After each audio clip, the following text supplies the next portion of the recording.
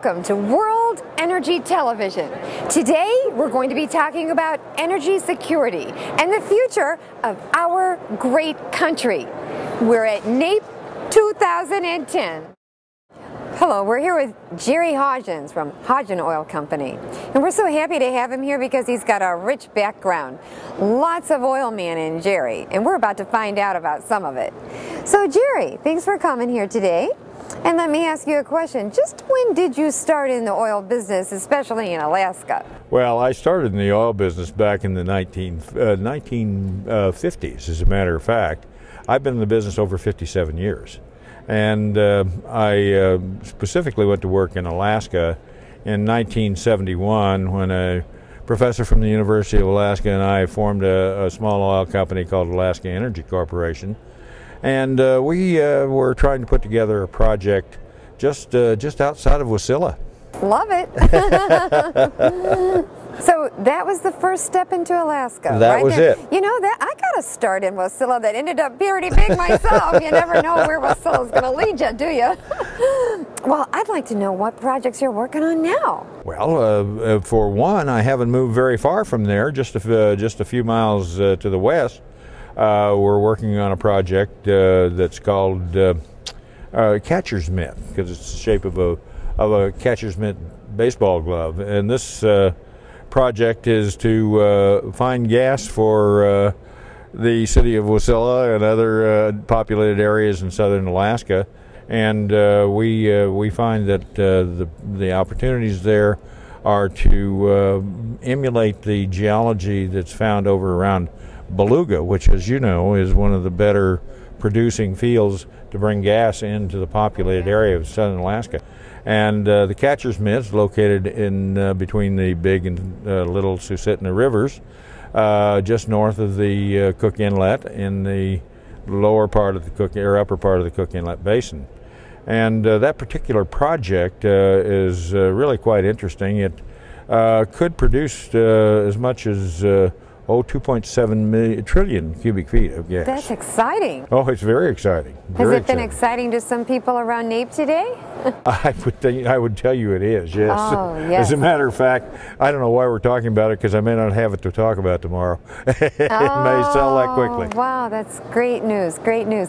Well, in general, how is NAPE helpful in this kind of a situation where you have some exciting projects going on and some prospects? And how does NAPE work with all that? Well, you can see that we're expecting thousands and thousands of people here. And we came up with a genius idea of inviting a Sarah Palin impersonator to sit here, and they're coming in droves to have their picture taken with. Yes, the crowds have come, the crowds have arrived. Job well done. But the actual fact is that this is the center where oil people come every year. They look forward to this. This is where you can be assured that you'll find prospects of every type, and something for everybody here. They're big and small alike, and all the people who are interested in the industry and finding partners and finding good opportunities are coming here for that.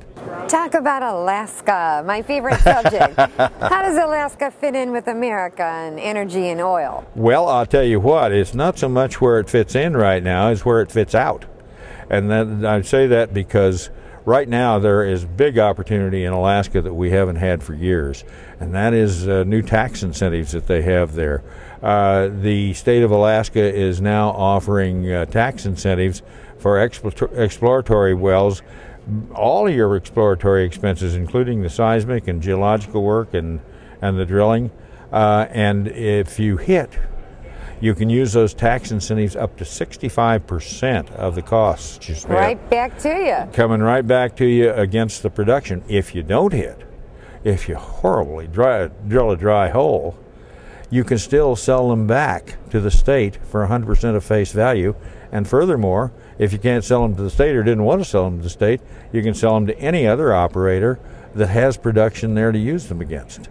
Boy, that Alaska, they just have such good governors and governorships and government laws. Isn't it great? Well, I will hand it to Sarah. She did some of that. She did a lot of it, but our present governor up there is a good man too, and has really done a lot to help as well. Well, we hope that Alaska can keep paving the way for the lower 48 for some of those great laws and regulation breakers. Well, you see right now the United States as a whole is probably doing the opposite.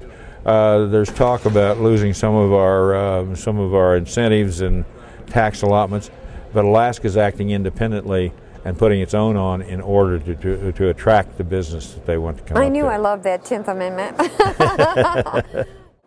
Well, Jerry, it's been so great talking to you about all the excitement in Alaska. I just love talking about that state. I'd like to know some more about what Hodgden Oil Company does. Well, Hodgden Oil Company is a consulting firm, basically. I've drilled a lot of wells in my lifetime, but I've reached that age where my expertise through just being around is helpful to other people. So I've developed a relationship with Dan Donkel at Donkel Oil and Gas that allows me to do the geology of Alaska.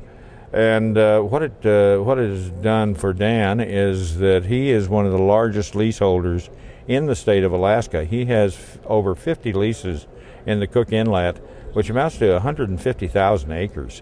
And hardly anybody comes near that. And so those leases are all selected by people like myself on good geological leads and all of the knowledge that goes the leading behind. Technology. That's right. And what it boils down to is that he also has started working in North Slope, and he has a project up there called the Stinson Project. And the Stinson field was actually discovered in 1990 by ARCO, but it was never produced. There wasn't pipeline facility to get the product out. It's just north of Anwar, which makes it a little difficult since you can't be operating from onshore at that particular position. But very rich. But we're in the offshore portion on the Barrow Arch, and we're only a half a mile from the giant Point Thompson field that was just put together by Exxon, or just their leases are just being developed, and so as a result, we think we're in a very rich territory with a brand new opportunity to get to the pipelines, and of course, in addition to that, we have several prospects that are really well put together. Down in the Cook Inlet, we have a prospect called the Harriet Point Prospect that's located on the the west side of the Cook Inlet. And that prospect is just about 30 miles south of the main producing trend. Many good shows around there, and a knockout of a trap, just a beauty. And if we're able to prove that up, we'll prove up probably 30 miles of coastline for Alaska to explore. But hearing you talk about all those fields in Alaska, all those fields remind me of, the way I named my kids. So they're like kids to me. So thanks for talking about my kids. Well, thank you. It's been a pleasure talking to Jerry Appreciate today. it so much. You're welcome.